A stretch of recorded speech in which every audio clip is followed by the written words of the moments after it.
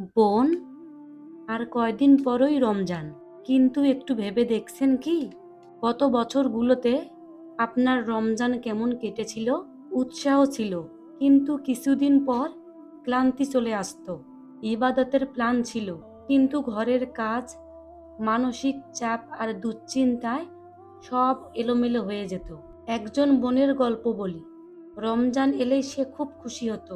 ইফতার, সাহারি, নামাজ সবকিছুর জন্যই লিস্ট করত, কিন্তু প্রস্তুতি ছাড়া শুরু করায় রমজান শুরু হতেই সে হাঁপিয়ে উঠত। কারণ রমজান শুধু সময়ের পরিবর্তন নয়, এটি জীবন বদলানোর একটি সুযোগ। আর প্রস্তুতি ছাড়া কোনো পরিবর্তনই টিকে থাকে না।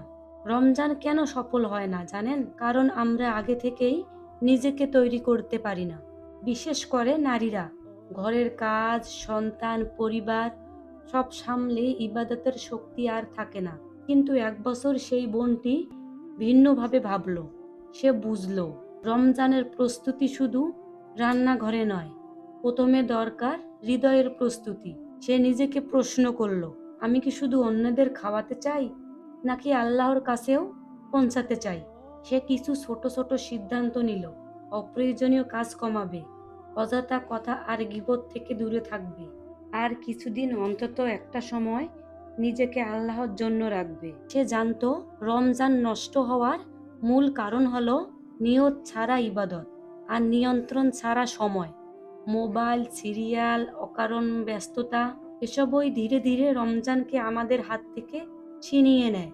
তাই সে আগে থেকেই ঠিক করলো কি কমাবে, কি বাড়াবে। ইবাদত নিখুঁত না হলেও নিয়মিত হবে, এই সিদ্ধান্তই তার রমজান বদলে দিল। রমজান আসতেই সে আর ভয় পেল না, কারণ সে জানতো আল্লাহ নিখুঁত বান্দা চান না, চান চেষ্টা করা বান্দা। বোন, আপনিও চাইলে এই রমজানে নিজেকে বদলে ফেলতে পারেন। সব একসাথে না, একটা অভ্যাস বদলান। একটু বেশি বেশি দোয়া করুন, একটু বেশি ইস্তেগফার করুন।